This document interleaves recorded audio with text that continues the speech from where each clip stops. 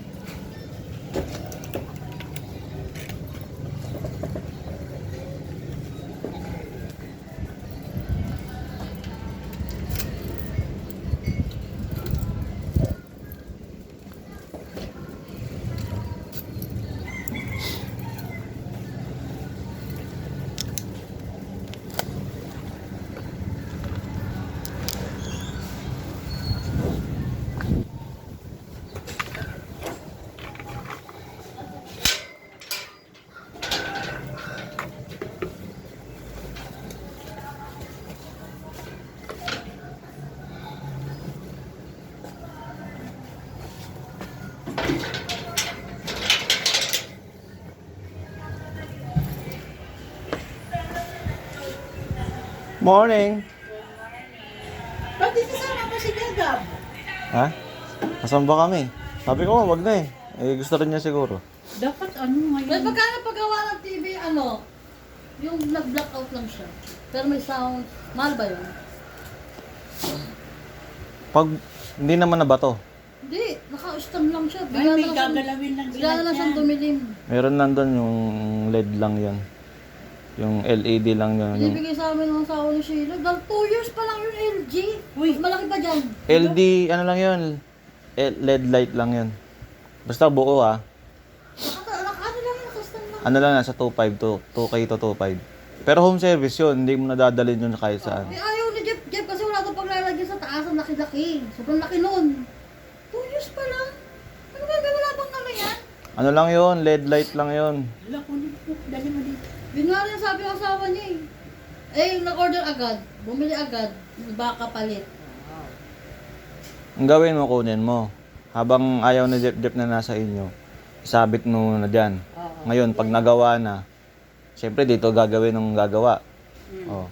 Oh mo pa. Okay na yung TV. Hindi ka naman magbabayad kapag hindi niya gagawin. Oh, siyempre, estimate niya muna 'yon. Pag estimate niya, malalaman niya sira. Malalaman niya 'yun. Kasi may testingin siya doon eh. Parang Hindi ko may kakilala ka iglesia na gagawa. Ay, wag, wag. tapos kapag na-check niya, siyempre, kung halimbawa sabihin mo sira yung LCD, huwag na. Pero pag sinabi niya, LED light lang to ma'am. Magkano yun po? 2K to 2.5. Maayos po yun. Maayos yun. Ganda po naman TV ni Logs. Hindi ka magbabayad kapag hindi naayos. LG po. Kasi, sasabihin mo sa kanya yung sira eh. Pipicturean mo. Ibibideo mo. Kaya anong bilhin nila doon? 30 plus eh. Normal dun. Tapos, Wala. kasi pag ganun ka bills pa lang yung panahon, hindi mo masisira LCD nun eh. LCD yun, alam ko eh. LED light ang nasisira sa TV. Tsaka hindi sila yung grabe kung buong kumanood ng TV. Hindi naman. Meron lang ano dun. Baka nga pwede may capacitor lang na pumutok dun eh. Yun din ang sabi niya, may ano lang daw, parang may na ano lang. Hindi siya yung LG. Oh. Pwede rin yung connector ng flex. LG. Yung flex ng... Basta, hindi LCD yun kung hindi naman nabato o nabagsak. Hindi na ba ito? Bigla lang daw talaga dumidim. Bigay ko sa'yo yung messenger nung nung gumawa sa amin, home service yun. Hindi siya, TV. Ang gawin mo, dalhin mo na muna dito para pag nagawa, hindi na sa inyo dito kasi maluwag. Ngayon, kunin ko kay Jubil yung messenger nun, i-send ko sa'yo. Kasi papabidyohan niya sa'yo yun eh. Isaksak nyo nga po, ganun, tapos videohan mo. Anong lumalabas ka mo, ganun. Umiilaw yung power. Pag may power, yun ang maganda. May power nga, may boses pa nga eh. Tapos, Bilang talaga madilim. ito lang po, hindi naman po ito nabato, hindi naman po ito nabagsak. Das 2 taon pa lang siya. Sa 2 taon na yung kamo, very minimal lang gamitin. Inisip ko, kung ayaw ni Jeff, bibigay ko lang ako naman. Ito, ilagay mo nga dyan. Sayang, 2 years pa lang, pero ako na pinili yun. Namis pa ako. Laki. Laki pa dyan. Mura lang yun. Hindi, kapag naayos yun, gusto ni Kuya Jeff, ayos na, bago nyo yan. Pero i-secret nyo lang doon sa baba. Siyempre, uy, okay na pala yung TV. Hindi, wala rin naman ayaw na rin nila kasi nakabili na sila. Hindi deliver na kasi dyan, kaya gusto na nilang tanggap. Secure mo na ngayon kasi baka mamaya pag binaba yun, baldog-baldog lang sa baba. Masipa-sipa pa. Sila inatay ko maging deliver. Pakuha. Ako magpapagawa. Oh, sige. Oh, sa'yo na. Magpagawa. LG yun. Sige, ganin mo. Mas malaki pa daw dyan. Malaki pa dyan. Pagawa natin. Hindi ka naman magbabayad doon pag hindi naayos eh. Ano yun eh?